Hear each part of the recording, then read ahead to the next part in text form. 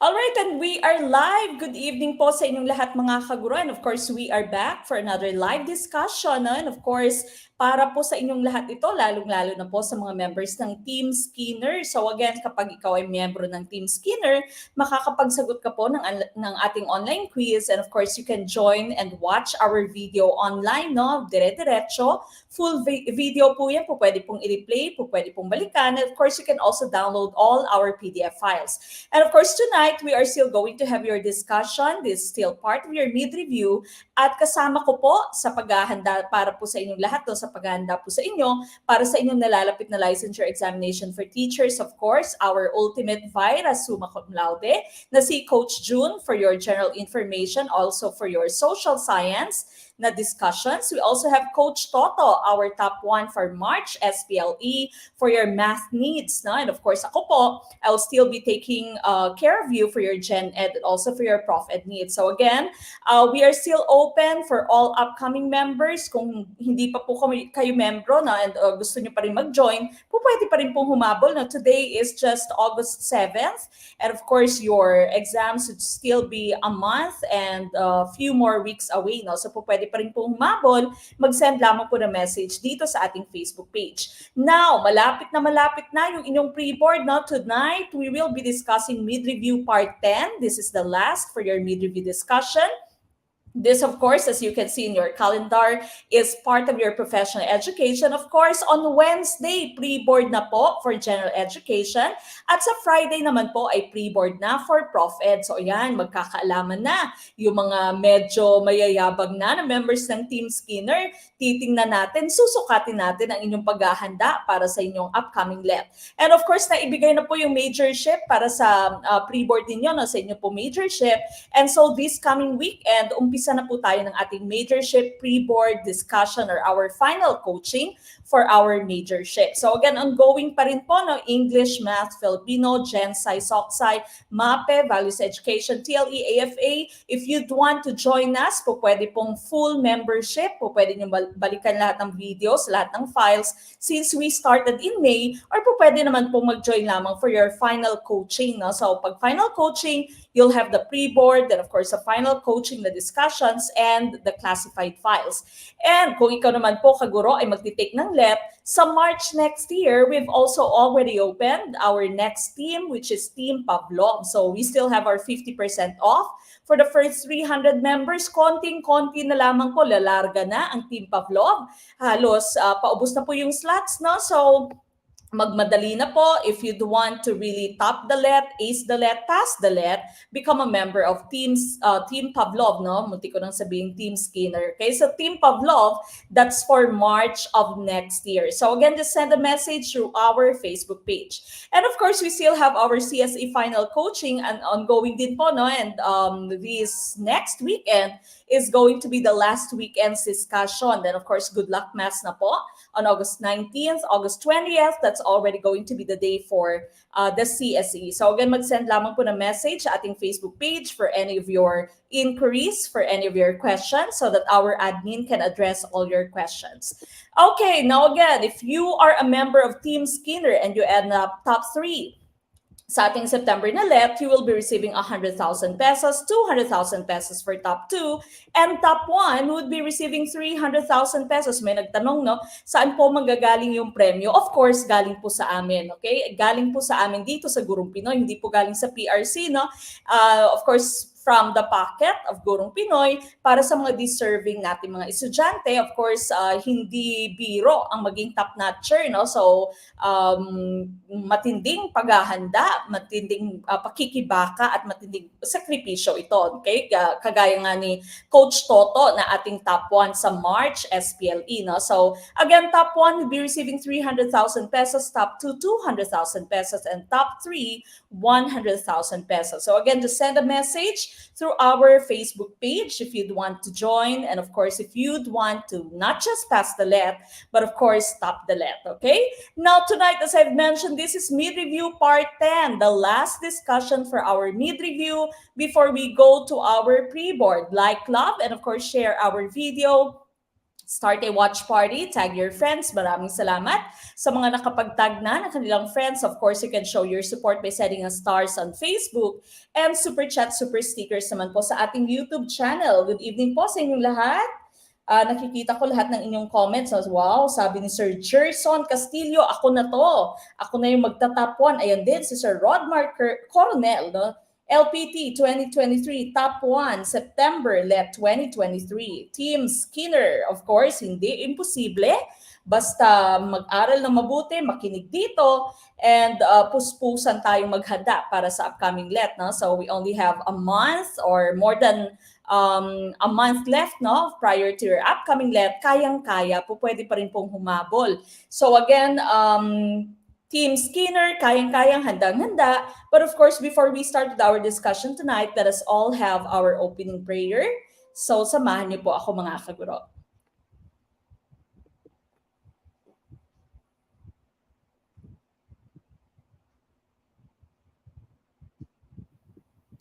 Dear Lord, I come to you to ask for your guidance and direction in this study session. I ask that the Holy Spirit fill me with strength, creativity, and understanding to get through my studies without difficulty or sin. Help me hold my focus and attention. Help me to retain all that I learned. Please make my mind sharp and keep distractions at bay. If any part of my studying is weak or lacking in some way, let it be revealed so that I may correct it. Thank you for this opportunity to learn. Amen.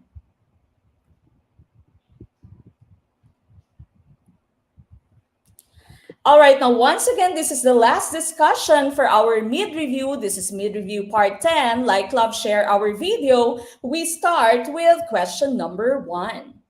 Okay, number 1, which is not true about formative evaluation. Letter A, its focus is program improvement. Letter B, it judges the worth of a program while in progress. Letter C, it is primarily diagnostic in nature. Or letter D, it is concerned with the overall effectiveness. Which one do you think is the right choice for question number 1? Number 1, ano po ang ating tumpak na choice? Okay, tumpak na choice. Ma'am Jonna Tumbaga Puno. Hello, Ma'am Mek. Napadaan lang po. Unit earner here. Thank you so much po. One take lang. And LPT na po. Thank you so much, Gurong Pinoy. Dahil sa Gurong Pinoy, naging easy ang pag-take ng Gen Ed at Prof Ed. Parang nakikinig ka lang sa discussions ni Ma'am Mek habang nag-e-exam. Maraming salamat, of course, and congratulations, Ma'am Jonna Puno. Isa sa thousands ng ating mga passers. Okay?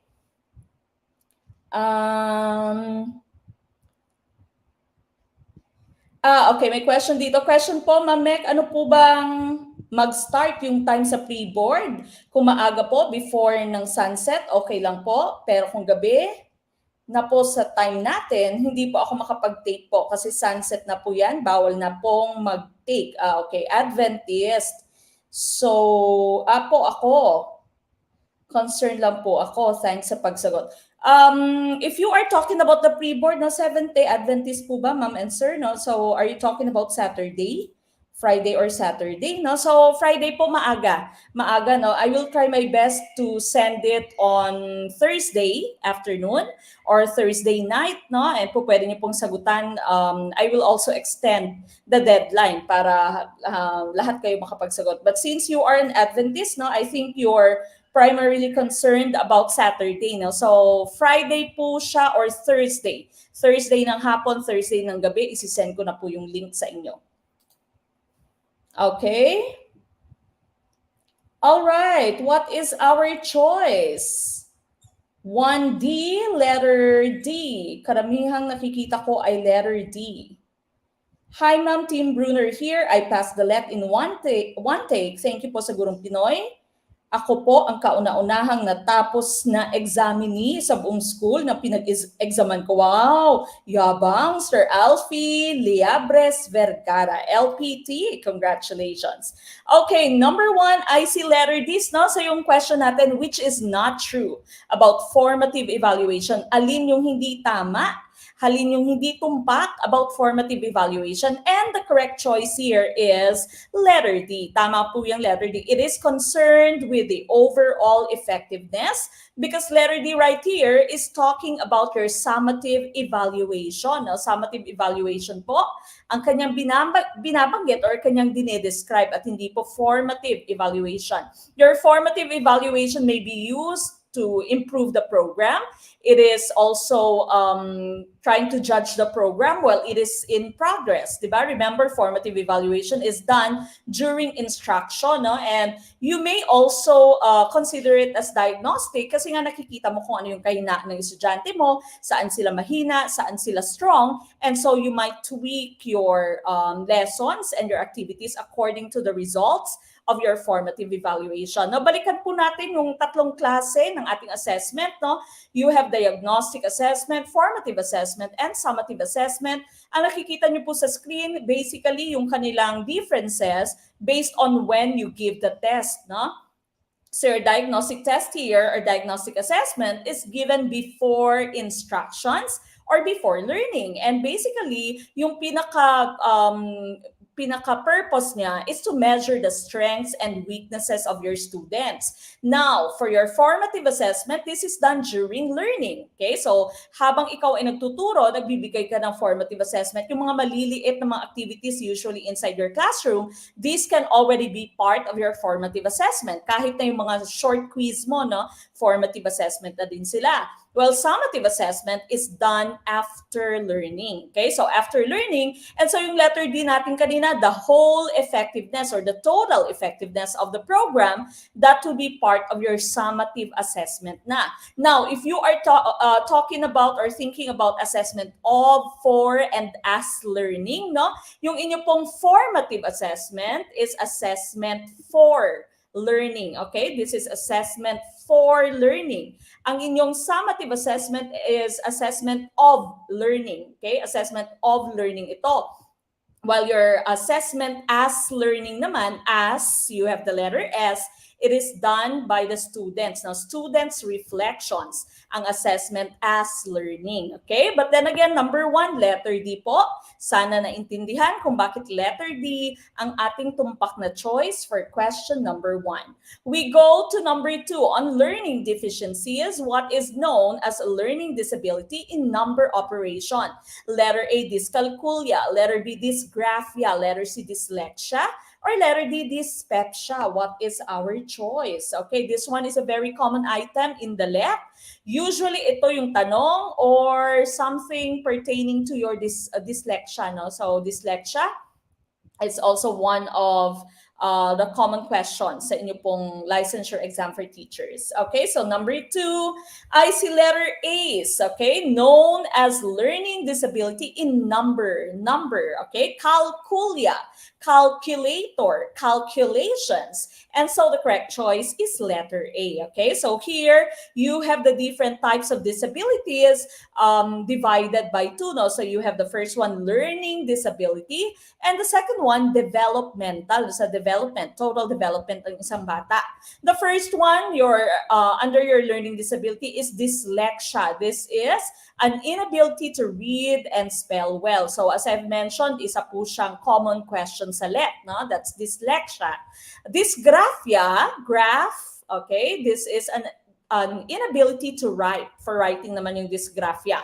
And dyscalculia is the inability to perform math calculations or number operations as with our question. Okay, so letter A, dyscalculia is tumpak. Now, for your developmental disability, you have ADHD, or ADHD, of course, means attention deficit hyperactivity disorder. These are the kids who have very short attention span and they are very hyperactive. No? Yung mga hindi mapakali, tayo ng tayo, crawling, rolling on the floor. No? So these are your students who have ADHD. Usually, ngayon, binibigyan sila ng mga fidget, di ba? Yung mga fidget gadgets mo, no? So you can use that para medyo may binubuting-ting sila because these are the weaknesses of your people with ADHD. ASD is autism spectrum disorder. Yung autism naman, of course, yung kanila pong pinaka-disability is with communication and with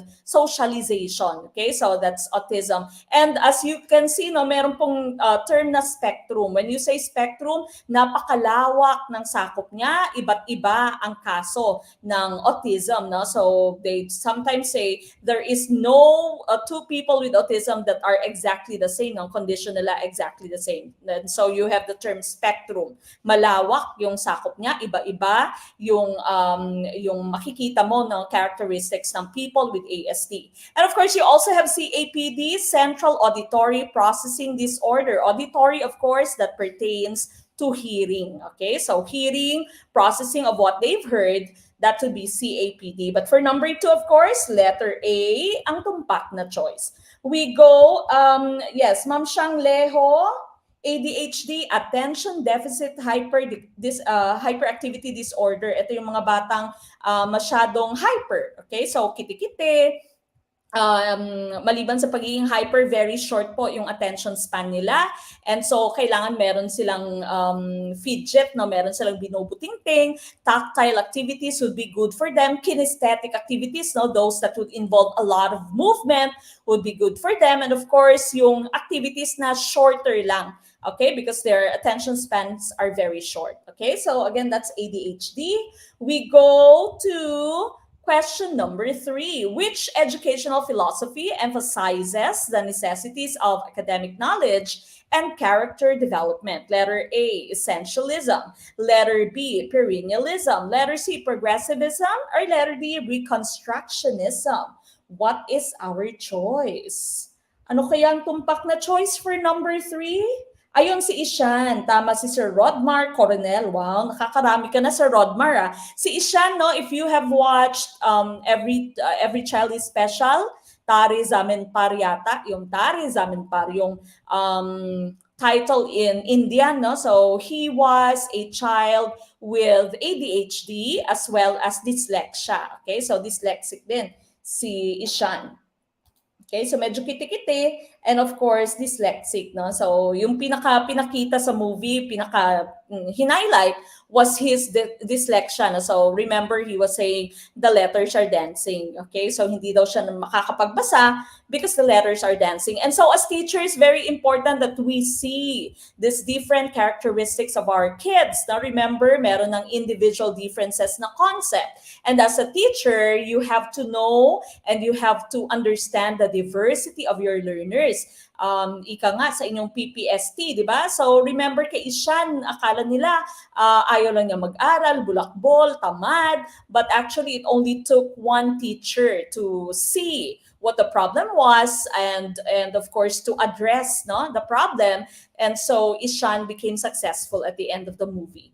Okay, number 3, ICA. Sabi ng number 3 mo, emphasizes the necessities of academic knowledge and character development. Essentialism, Perennialism, Progressivism, or Reconstructionism. The correct choice here would be letter A. Essentialism is correct. Okay, remember, essentialism is one of the most traditional ways or one of the most traditional isms of education. So yung pinaka-focus nila was academic knowledge and character development. Okay, so values, the teaching of values. Kung walang idealism, your answer would be essentialism. The teaching of the 4 R's, diba? So sabi niya, core lang dapat, core subjects are what we need to teach. Hindi dapat marami na wala ng MAPE, wala ng CLE. Okay, so core lang, reading, arithmetic, right conduct, and writing. Yan lang yung sabi ng ating essentialism. Character development, no? Naniniwala silang one way lamang yung learning, no? One way lamang yung proseso ng learning. It's only the teacher who is the fountain of knowledge and the paragon of virtues, no? So lahat ng mali-learn ng bata ay galing lamang sa guro. Okay, so that's essentialism, very traditional. Perennialism again, the meaning of the term perennial is forever, okay? Forever, unchanging, okay? So everlasting, yan po yung perennialism. So para sa perennialism, whatever was effective a long time ago, it is still effective at the moment, no? Sa 21st century, effective pa rin siya. That's perennialism, no? So forever, forever, yan yung sabi ng perennialism mo. Teaching of the classics, teaching using the great books, that's perennialism. Progressivism, that's the modern methods of teaching. So meron ka ng individual differences, meron ka ng multiple intelligences, kung yung mga bago nating pagtuturo, no, yung mga flipped classroom, hindi na expert on stage yung or sage on stage yung teacher, pero guide on the side na lamang siya, di ba? Facilitator na lamang tayo. That's progressivism.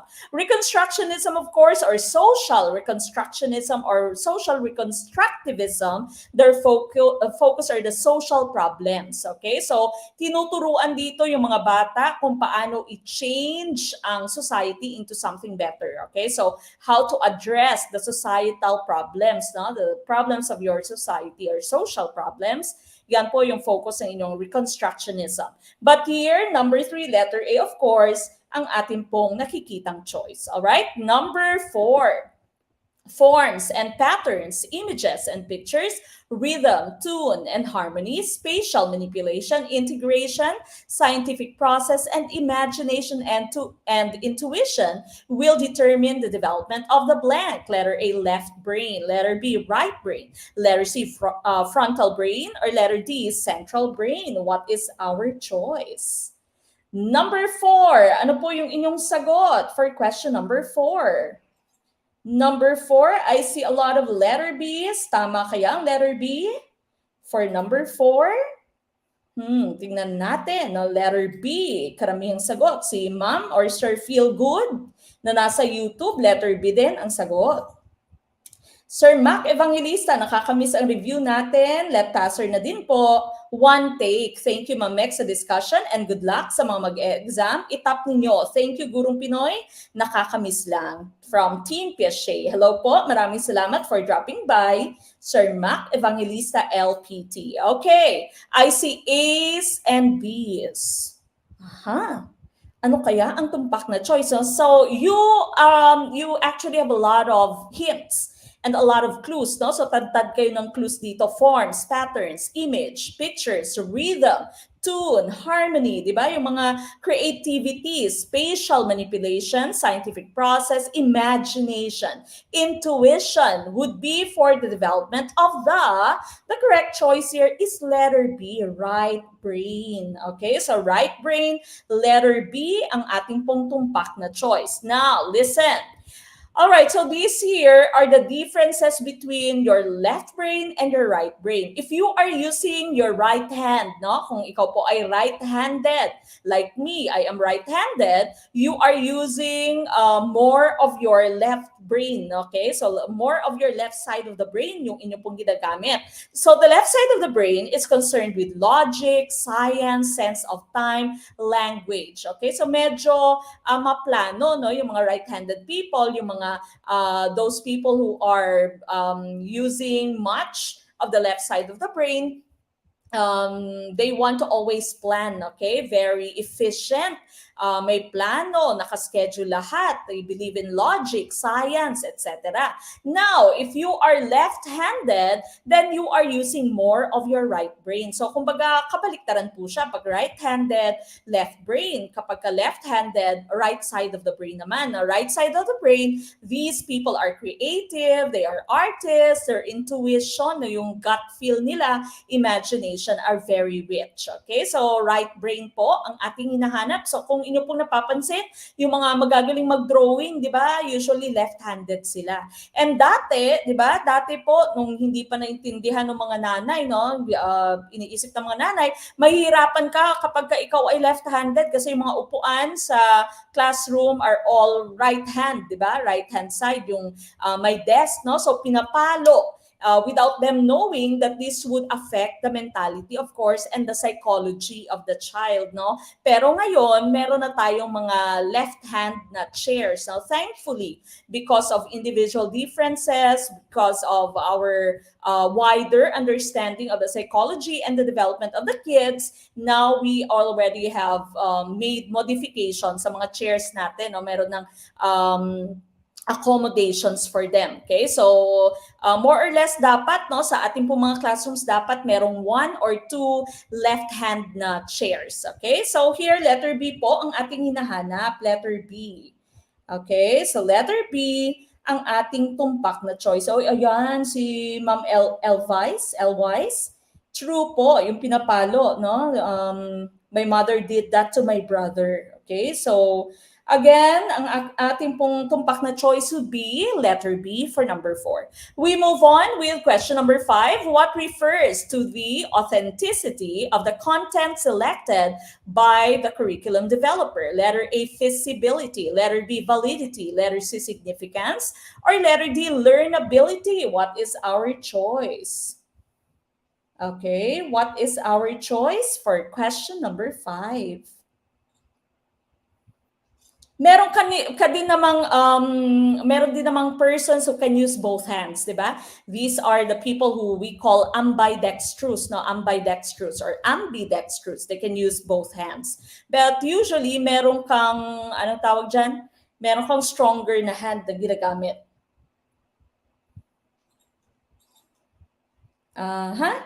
Hello, Mamek. I miss your voice. Ay, namisin po kita, Sir Norwin Zerudo. Good evening po. Sir Norwin yata isa sa mga original nating kaguro, no? Isa sa mga original nating members. Yung mga, I'm not sure kung anong team po kayo.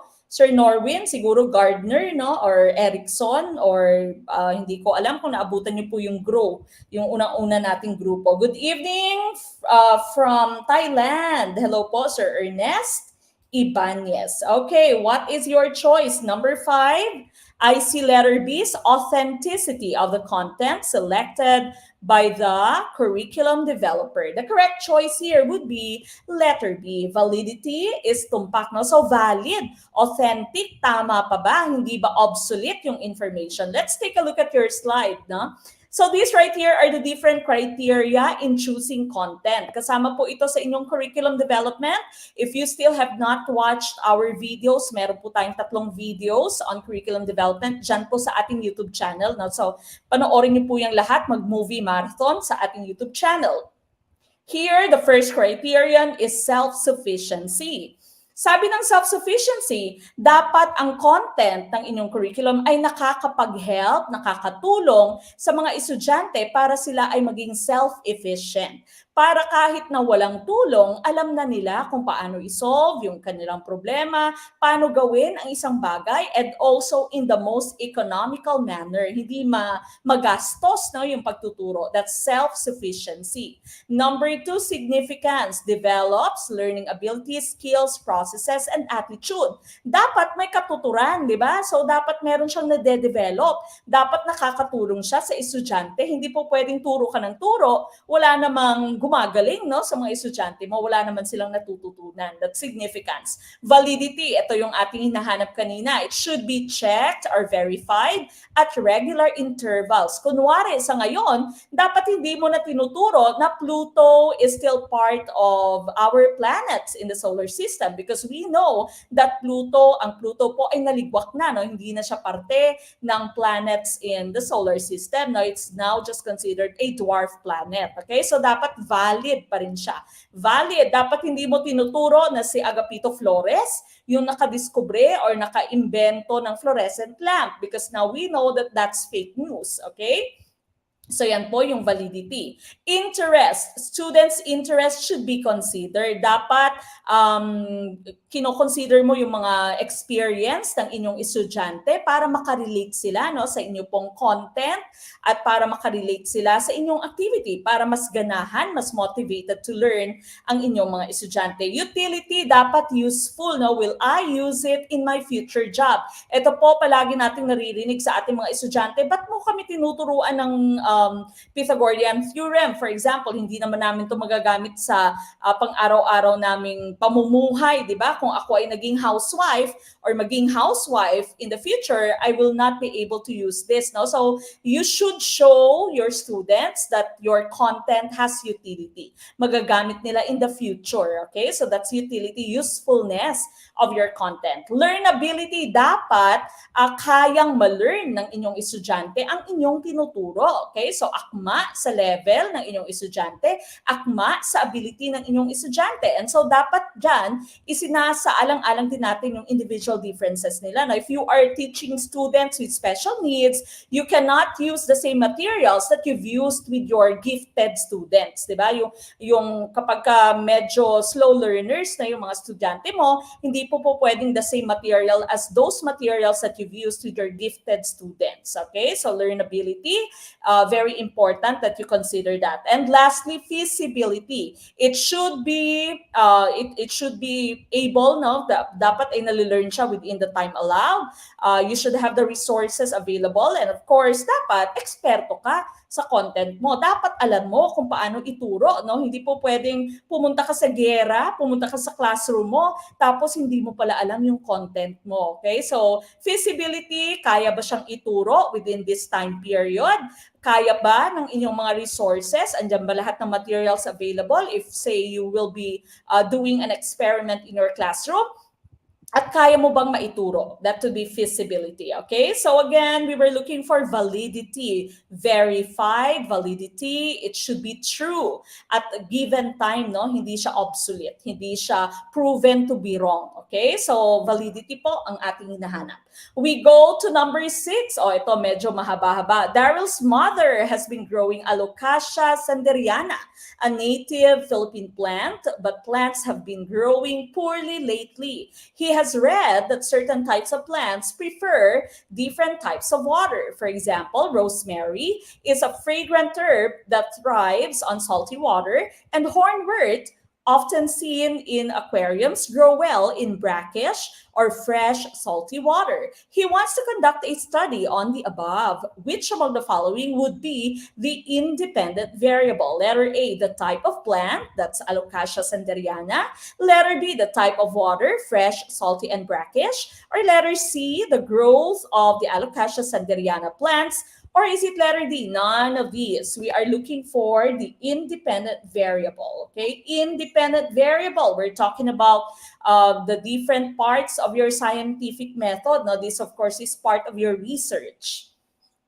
Okay, research in education. What is your choice? Number 6. Number 6, ano po ang ating choice? Okay, so again, if you'd want to enjoy the full video, to download all our files, and of course to join our quizzes, especially since we are already going to have our pre-board on Wednesday for Gen Ed and pre-board po for Prof Ed on Friday, mag-send lamang po kayo ng message dito po sa ating Facebook page para po kayo ay makapag-join. Okay, number 6, I see letter B's. Letter B's, again, no, so yung ating sitwasyon dito, si Daryll, ang nanay ni Daryll ay nag-grow ng certain plant, no? But medyo poor ang growth ng plant, okay? So hindi maganda yung tubo ng plant, no? And he has read na it might be because of the different types of water that the plants need.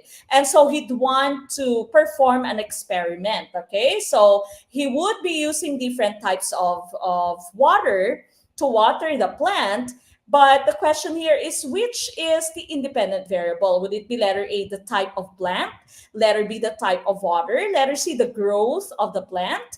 Or letter D, none of these? Wow, letter B, pupusta ko jowa ko, sabi ni Sir Darren Mendoza. The correct choice is letter B. Mabuti na lang, Sir Darren, tumpak ang letter B. Okay, the type of water is our independent variable. Ayan, sabi ni Ma'am Rose Dan, no? Basahin ko muna para makatulong din sa inyo. CIDE, side. Cause is independent variable. Dependent variable is the effect. Okay? So, puntahan po natin yung ating next slide. Alright, so here, example, makinig, no?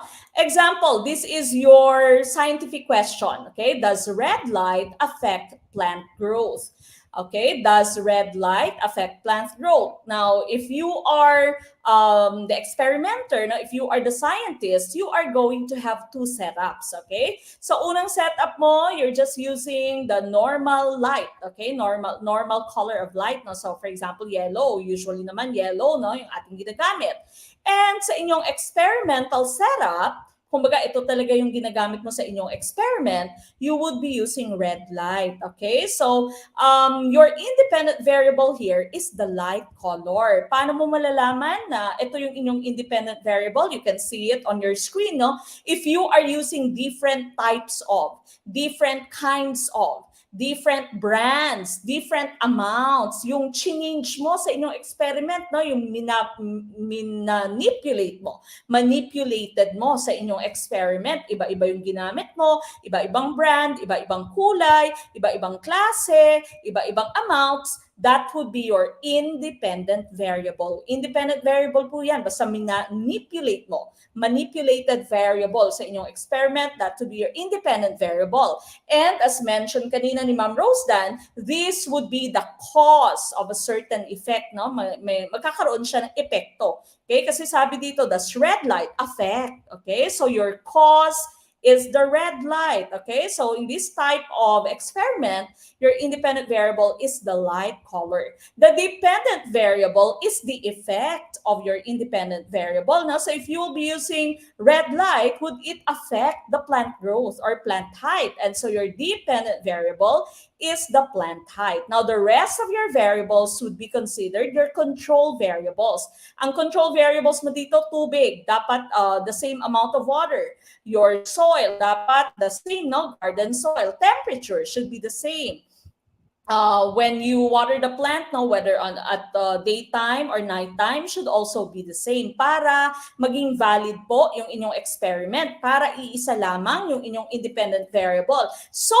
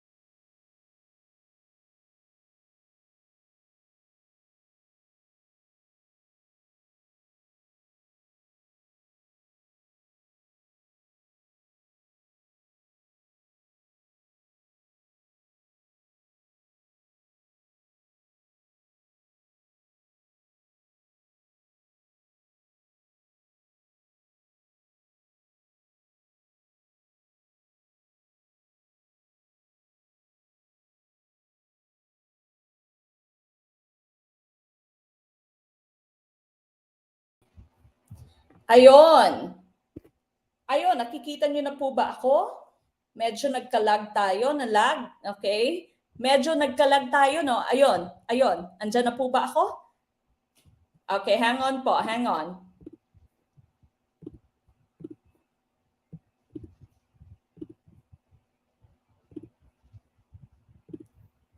Okay, balik po tayo. Ayan, ayan. Okay, okay. Ayun, ayun, ayun na. Okay. All right? So, okay na po ba? Ayun. Pinusta kasi sa jowa. Kapag ka ako po ay nawala, don't worry. Babalikan ko po kayo. Hindi ko po kayo iiwanan. Okay? Babalikan ko po kayo. Ayan. So going back to our discussion, the correct choice there would be your types of water. No? Your independent variable, yung binago-bago ni Daryll sa kanyang experiment. Remember, siya po ay gumamit ng fresh water, salty water, and brackish water. And so, the type of water would be your independent variable. Dependent variable there would be the plant growth pa rin, no, sa ating pong example. Alright? Nag-echo po ba? Okay na. Ayun, okay na. Sana all balik-balik. Okay? All right, and so the correct choice there again was the type of water. Okay, so letter B for this item. We go to number 7. It is the passing of culture from one generation to another. Letter A, acculturation. Letter B, enculturation. Letter C, cultural relativity. Or letter D, value formation. What is our choice? Okay. Uh-huh. What is our choice for number 7? I see a lot of letter B's, no? So sabi po sa ating number 7, passing of culture from one generation to another. Kunwari, sa henerasyon ng inyong nanay-tatay, papunta sa inyo, okay? Or sa henerasyon natin, papunta sa ating mga junakis, okay? So, what is our choice? Number 7. All right? I see a lot of letter B's. Kapag ka may lag po, sabihin nyo sa akin at baka merong diferensya yung aking internet. Okay, so number 7, I see letter B's for question number 7, letter B, enculturation, and that would be tumpak. Okay, so letter B, enculturation is the right choice. No? So here are the different ways through which culture is transmitted.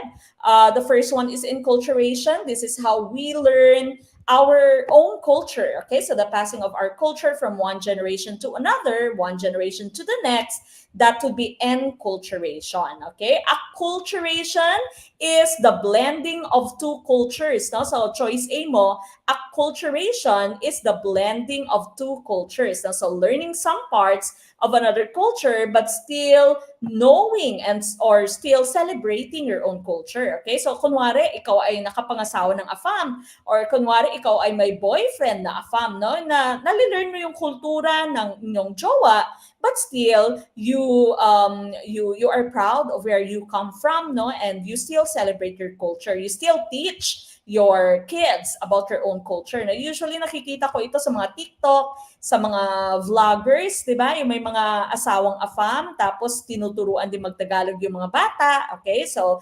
marunong yung bata ng dalawang kultura, no? So, blending of two cultures, that would be acculturation. Assimilation naman, losing your own culture and acquiring another culture. Kumbaga, example dito, kinain ka na ng K-drama. Okay? So, masyado kang fan ng K-drama, ng K-pop, na ngayon hindi ka na makausap ng Tagalog, no? Hindi ka na makausap ng Filipino. Ikaw ay Koreana na. Kahit yung inyong pananamit, pananalita, kahit yung inyong skin, no, wala ka ng pores. Korean ka na. That's assimilation. Completely losing or forgetting your own culture and acquiring another culture. Okay? So, but letter B po ang ating hinahanap sa number 7. Sino si Inday Runing? Okay?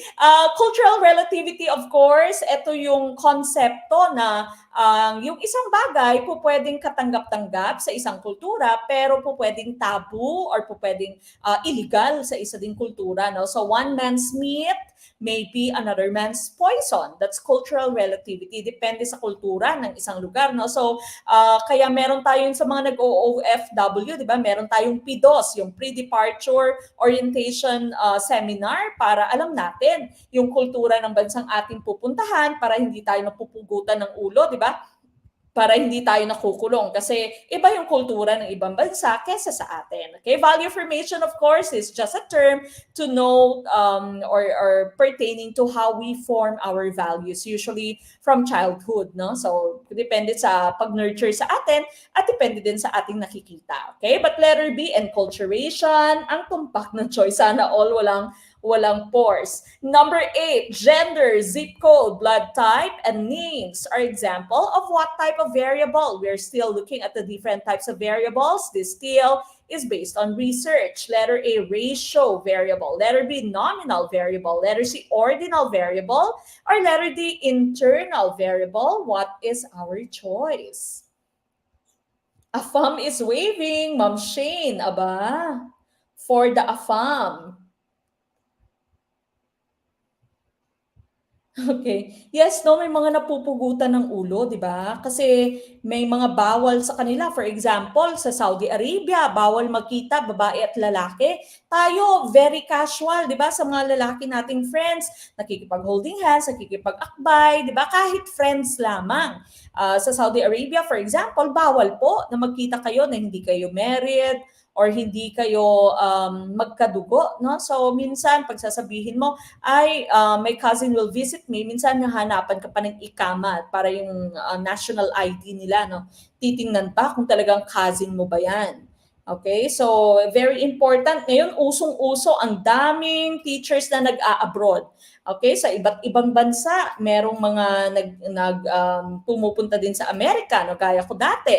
I know some of our kaguro andun na din sa Amerika, no? So, very important that we know their culture. Okay, number 8, letter B. Ang aking nakikitang choice ninyo, letter B, nominal variable. And ang tumpak na choice dito ay nominal variable. Okay, so here are the different types of variables that we have. Qualitative data or qualitative variable. When you say quali po, wala siyang numbers, no? So descriptions lamang yung ating nakikita. You also have quantitative, no? When you say quantities, that pertains to numbers. Unahin natin yung qualitative data natin. Meron kang dalawang klase, nominal and ordinal. Nominal yung ating sagot dito, no? Pagkakaiba po ng nominal at ordinal, ang ordinal from the term ordinal, order, okay? Merong order, may hierarchy, merong mas mataas, merong mas mababa. For example, first, second, third, with highest honors, with high honors, with honors, okay? So, may order, that would be your ordinal data. Pero yung nominal data mo, walang mas nakakahigit, okay? For example, gender. You can just use the genders women or woman and man, no? Or male and female. Walang mas nakakahigit. Hair color, blonde, brown, black, po pwede, red, no? Or, different types of colors. Ethnicity, Hispanic, Asian, pwedeng American, Caucasian, no? Pwedeng the yellow race, okay? So, walang nakakahigit. Walang order, that's nominal. Katulad dito, gender, your zip code, although may number sa zip code mo, hindi naman siya number talaga na inyong sinusolve, di ba? Number lamang siya to identify a certain place. Blood type, no, names, these are nominal variable. Ang quantitative data mo, there's discrete and continuous, okay? Ang discrete mo, meron pong limit, okay? So meron siyang limit, the number of students in a class, the number of workers in a company. Continuous data mo naman, wala kang set value, okay? So wala kang limit. For example, if you are talking about a 12-year-old child, hindi ka po pwede magsabi na dapat 4 feet lamang, no? Yung maging height ng child na yan, merong po pwedeng mas mababa sa 4 feet, pwedeng mas matangkad sa 4 feet, no? So continuous data po ang tawag doon, all right? But we were looking for, of course, letter B for number 8. We go to number 9. It was a model that described the different levels of learning outcomes that targets what skills and competencies that teachers aim to develop in the learners. Letter A, Bransford's ideal model. Letter B, WICS model. Letter C, Bloom's taxonomy. Or letter D, constructivism. What is our choice? Number 9, a model describing the different levels of learning outcomes that targets the skills and competencies that we teachers would want to develop in our students. Okay, so ano ito? Napakadali. Okay, letter C for number 9. Number 9, letter C, the correct choice, of course, is Bloom's taxonomy. So tama po yan. Andyan na lahat ng hints sa ating pong tanong. Okay, targets the skills, different levels. The teachers use this to measure, what the students have learned. Okay, so Bloom's taxonomy, remember we already have 2 versions of Bloom's taxonomy. The 1956 version, of course, a 2001 version. The major differences, of course, would be from noun na ginagamit. Ang ginamit ng 1956 used the different nouns such as knowledge, comprehension, etc. Sa 2001 po, the latest version, it used verb forms. Okay, so remember or remembering, understanding, applying, and so on.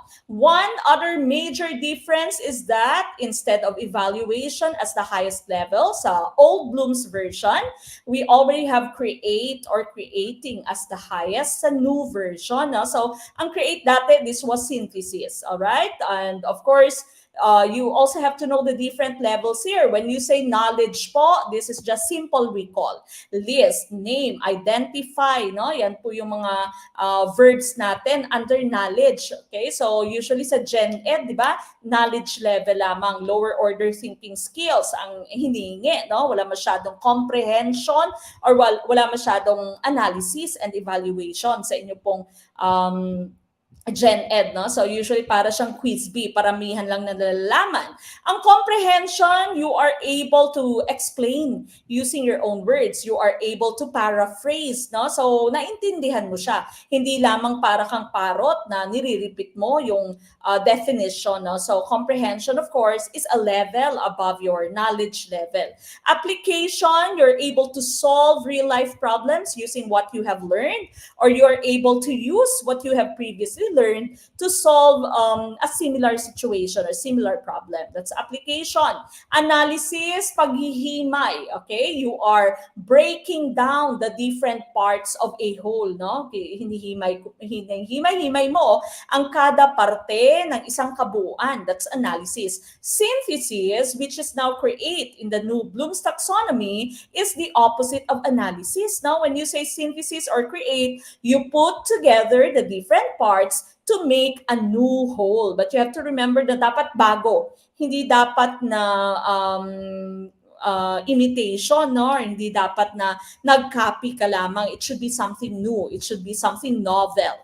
Okay, so yan po yung sabi ng create or synthesis. Put together the different parts to create a new whole. Okay, a new whole, new, bago. And of course, you have evaluation. No? Inuna ko lang po yung dito na side, but of course, you have to remember, create na po yung highest level natin ngayon sa new version ng Bloom's taxonomy. When you say evaluation naman, you judge, you critique, you defend. No? So, tinitingnan mo, ay, pwede ba to?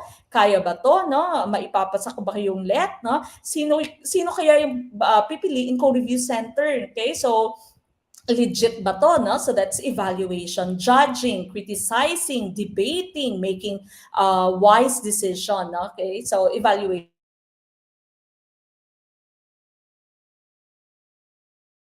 What about the rest of your choices? Of course, when you say constructivism, when you are a constructivist as a teacher, you should not give definitions lang sa inyong estudyante, no? Pero yung gagawin mo, you give your students different activities so that they can make their own definition, so that they can come up with their own definition of the concept, no? That's constructivism. Now, what about Bransford's ideal model and WICS model? Ito po yung WICS model. Now, WICS model was by Sternberg, who was an American psychologist. According to Sternberg, your intelligence is fluid. Okay? So, kumbaga fluid ang intelligence, nababago, nai-improve.